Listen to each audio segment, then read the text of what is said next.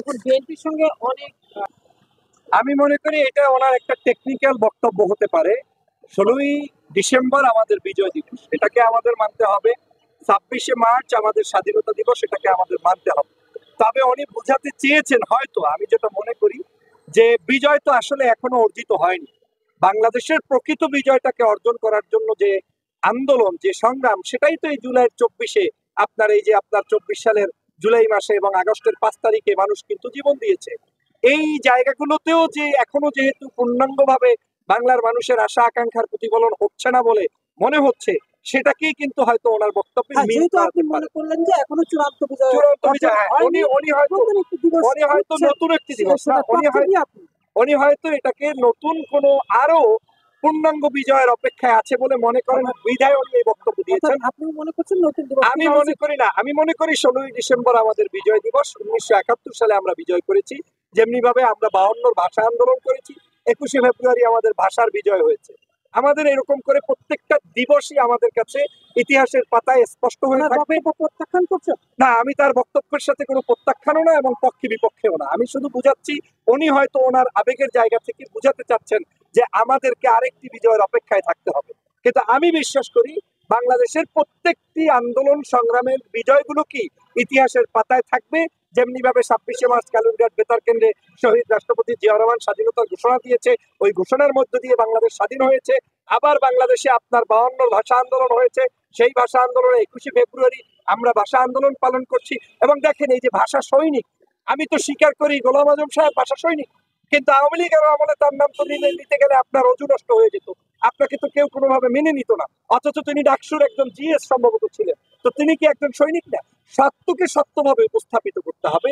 দেশের প্রয়োজনে প্রত্যেকটি ইস্যুকেই আমাদেরকে গুরুত্বের সাথে দেখতে হবে।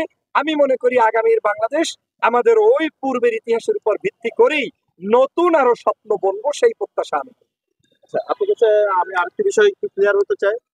না, আমি পূর্ণাঙ্গ সন্তুষ্ট হতে পারি নাই এখনো, কারণ আমাদের সন্তুষ্ট হওয়ার তো লিমিট আছে। মানে আমরা আপনাকে আজকে সব দিলেও বলবেন এইটা নাই, তো আমাদের সবের মধ্যে সব। তবে সন্তুষ্টির জায়গা হচ্ছে এই যে আজকের এই বাংলাদেশে আমি আছি, আপনি আছেন, শেখ হাসিনা নাই। তো এই যে শেখ হাসিনা গত 16 বছর ছিল, তো 16 বছরের অত্যাচার, নির্যাতন, নিপীড়নের কারণেই তো বাংলার মানুষ তাকে তাড়িয়েছে এবং তিনি পালিয়ে গিয়েছেন। এবং বাংলাদেশের কোনো শাসককে আমরা দেখি নাই এভাবে পালিয়ে যেতে। একমাত্র শেখ হাসিনাকে দেখেছি, লক্ষণ সেনকে দেখেছি। আজকের এই শেখ হাসিনা তিনিও দুপুরের খাবার খেয়ে যেতে পারেন নাই, শুনেছি লক্ষণ সেনও দুপুরে খাবার খেয়ে যেতে পারেন নাই। অতএব এই যে তাদের মধ্যে একটা একটা বিশেষ সম্পর্ক রয়েছে, সেই সম্পর্কটা কিন্তু জনগণ দেখেছে। আমি এই সরকারের অনেকগুলো ব্যর্থতা আছে, কিন্তু অনেকগুলো ব্যর্থতার জায়গাটাকে হাইলাইট না করে আমি তার সফলতাকেই দেখতে চাই, কারণ সরকারকে আমি বসিয়েছি। আমি মনে করি না যে এই সরকার 100% সফল সব দিক থেকে হবে, কারণ এই সরকার অর্থনৈতিকভাবে পঙ্গু অবস্থায় দায়িত্ব নিয়েছে। তার কাছে আপনার পুলিশ ডিপার্টমেন্ট থেকে শুরু করে প্রশাসনের সব জায়গায় আওয়ামী লীগে ভরপুর ছিল, সেই জায়গা থেকে দায়িত্ব নিয়েছে। বাংলাদেশে তার আপন মানুষ বলতে কে আছে? অন্যদিকে বিরোধী দলের বিভিন্ন রাজনৈতিক দলের আলোচনা সমালোচনা চলছে। এই সবকিছুর ভিতর দিয়ে তারা চেষ্টা করছেন। আমাদের উচিত হবে ইউনূস সরকারকে সহযোগিতা করা ততক্ষণ পর্যন্ত যতক্ষণ তিনি গণতন্ত্রের লড়াইয়ের সাথে থাকেন। যদি তারাও স্বৈরাচারের রূপ নেয় তখন আপনি সেটার প্রতিবাদ করবেন। তবে আমার বিশ্বাস তারা সেটা নিবে না। তারা একটা রোড ম্যাপ দিয়েছে, নির্বাচনে যাচ্ছে এবং আগামী 25 এবং 26-এর মাঝামাঝি যে কোনো সময়ের মধ্যেই নির্বাচন হতে পারে। সেই নির্বাচন পর্যন্ত আমাদের ধৈর্য ধরতে হবে। তবে রাজনৈতিক দলগুলো তাদের নির্বাচনের জন্য পিরাপিরি করবে, বলবে, এটা রাজনৈতিক ক্যারেক্টার। রাজনৈতিক দলের এই বক্তব্য না থাকলে গণতন্ত্রের ওয়েল স্পেস থাকবে না। আমি তাদেরকেও সে কারণে ধন্যবাদ জানাই, তাদের এই বক্তব্যকে স্বাগত জানাই। আরেকটা বিষয় ভাইয়া একটু ক্লিয়ার করে আপনি বলে অবশ্যই আমরা তো নির্বাচনের জন্যই গত 16 বছর পর্যন্ত লড়াই করেছি। আমরা তো শেখ হাসিনার আমলে সম্ভব ছিল না, 16 বছরের নির্বাচন হয় নাই, 14 নির্বাচন হয় নাই, 151 থেকে 54টা সিট বিনা কন্টেস্টে তারা নিয়ে গেল। তারপরে কুত্তা বিলই এগুলো আপনার ভোট সেন্টারে ছিল। 18 নির্বাচন হয়েছে রাতের অন্ধকারে তাহাজ্জুদে রক্তে, আপনি দেখেছেন। সেটা নিয়ে জাপানের রাষ্ট্রদূত পর্যন্ত বলেছে পৃথিবীর কোনো জায়গায় শোনে যায় যে রাতের বেলা ভোট হয়। তারপরে আপনার এই যে 24-এর নির্বাচন হয়েছে, আন্ডারস্ট্যান্ডিং হয়েছে, জাতীয় পার্টি 26টা আসলে তাদের সাথে এক মানে কি বলে চুক্তি করে নির্বাচনে গিয়েছে এবং সেখানে আওয়ামী লীগের প্রার্থী রাখবে না। এই চুক্তির ভিত্তিতে জাতীয় পার্টিকে ডাকা হলো, তার মধ্যে সম্ভবত 11 সিট পেল তারা। তো আর কতগুলো ছিল কি বলে ইগল মার্কার প্রার্থী, তো এই তো হাসিনার নির্বাচন, সেই নির্বাচন যেহেতু বাংলাদেশে আর নেই, আর হবে না, সুযোগ নেই, অতএব আগামী নির্বাচন আমাদেরই নির্বাচন। আমরা প্রত্যেকটা মানুষ জনগণের কাছে যাব। আপনি বিএনপির পক্ষ থেকে যাবেন, আমি বিএনপির পক্ষ থেকে যাব, আর একজন জামাতের পক্ষ থেকে যাবে, চরমনায়ের পক্ষ থেকে যাবে, ছোট ছোট রাজনৈতিক দলের পক্ষ থেকে যাবে। জনগণ সিদ্ধান্ত নিবে, যাকে ইচ্ছে তাকে ভোট দিবে। অতএব আগামীর ভোটটা এরকমই হবে বলে আমি বিশ্বাস করি।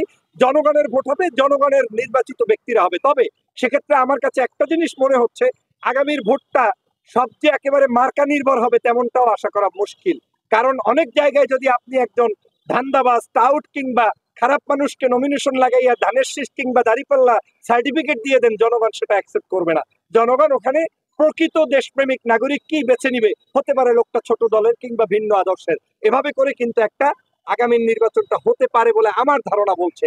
তারপরেও আমাদেরকে আগামী নির্বাচনে যার যার দল থেকে নির্বাচনের জন্য এগিয়ে যেতে হবে এবং নির্বাচনের পরিবেশ তৈরি করেই নির্বাচনে জয়যুক্ত হতে হবে। আপনারা বাংলাদেশ জামাতে ইসলামীর সাথে জোটবদ্ধ? আমি যতটুকু জানি 18 সালের নির্বাচনের পরেই এই রাজনৈতিক দলগুলো যার যার জায়গায় আলাদা আছে। এখানে ওইরকম করে বড় প্ল্যাটফর্মে হয় নাই। তবে শেখ হাসিনা বিরোধী আন্দোলনে বাংলাদেশের কবি, সাহিত্যিক, শিল্পী সবাই তো একেবারে আন্দোলনে ঝাঁপিয়ে পড়েছে। অতএব কি জামাত, কি চরমনাই, কি অন্য আন্দোলন, সবাই মিলে কিন্তু আন্দোলনে সম্পৃক্ত হয়েছে। আমি মনে করি সেই জায়গা থেকে আন্দোলনের জন্যই সবাই ঐক্যবদ্ধ হয়েছিল। যেহেতু বাংলাদেশে আগামীর বাংলাদেশ ফ্যাসিস্ট স্বৈরাচার বিরোধী বাংলাদেশ হবে, সেই বাংলাদেশে প্রত্যেকটি রাজনৈতিক দলের স্বাধীনভাবে রাজনৈতিক মত প্রকাশ করা কিংবা নির্বাচন করার অধিকার আছে। সেই জায়গা থেকে ভিন্ন নির্বাচন হওয়ারই সম্ভাবনা আছে বলে আমি মনে করি। সেক্ষেত্রে হয়তোবা এমনও হতে পারে যে এই দুটি দলের মধ্যে একতাবদ্ধভাবে একই সাথে জোট করে নির্বাচন করার সম্ভাবনা নাও থাকতে পারে। তবে রাজনীতির তো শেষ কথা বলতে কোনো কথা নেই। নির্বাচনের আগ পর্যন্ত আপনাদেরকে অপেক্ষা করতে হবে। তবে আমি মনে করি কাদা ছড়াছড়ি কোনোভাবে কাম্য নয়। আপনি আপনার আদর্শ প্রচার করুন, আমি আমার আদর্শ প্রচার করি। জনগণ যাকে যেখানে ভালোবাসবে সে সেখানে জয়যুক্ত হবে, এটাই আমার বিশ্বাস। আপনার নির্বাচনী এলাকা কোনটা, যেখান থেকে আপনার নির্বাচন করতে চাচ্ছেন? আমি ঝালকাঠি 1। আপনারা জানেন যে একটা আকর্ষণীয় সিট, এই জন্য আমাদের বাংলাদেশের একজন জাতীয় বেঈমান হিসাবে নির্বাচনের আগে শেষ মুহূর্তে এই সিটটা থেকে বিদায় নিয়েছেন। তার নাম হচ্ছে ব্যারিস্টার শাহজাহান ওমর বীরুত্তম সাহেব। একজন মুক্তিযোদ্ধা ছিলেন, একজন বীরুত্তম ছিলেন, অত্যন্ত সম্মানিত মানুষ ছিলেন। আমার দল থেকে দুইবার তিনি দুইবার না 4বার এমপি হয়েছেন এবং তার মন্ত্রীও হয়েছিলেন। কিন্তু এই ভদ্রলোকটি নির্বাচনের আগে লোভ সামলাতে পারেন নাই। জেলে গিয়ে শেখ হাসিনার বিশেষ বার্তা পেয়ে সকল মামলা থেকে খালাস নিয়ে তারপরে তিনি নির্বাচনে অংশগ্রহণ করলেন এবং জাতির কাছে তিনি প্রত্যাখ্যিত হলেন।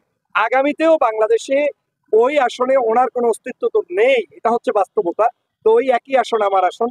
আমি সেই আসনে বাংলাদেশ জাতীয়তাবাদী দলের 18 সালেও প্রার্থী ছিলাম, মানে নমিনেশন প্রত্যাশী ছিলাম। সিট থেকে আমি আপনার কি বলে মনোনয়ন কিনেছিলাম, যদিও সেই সময় শাহজাহান ওমর সাহেব ছিলেন। এখন আপনাদের দোয়া এবং ভালোবাসা থাকলে আমার থাকবে। তবে আমি দেশের জন্য, জনগণের জন্য, যুব সমাজের জন্য, ছাত্র সমাজের জন্য যে কোনো ধরনের ঝুঁকি নিতে প্রস্তুত। আমি একটি দল করি বলে দল পেশা হতে হবে এটা আমি বিশ্বাস করি না।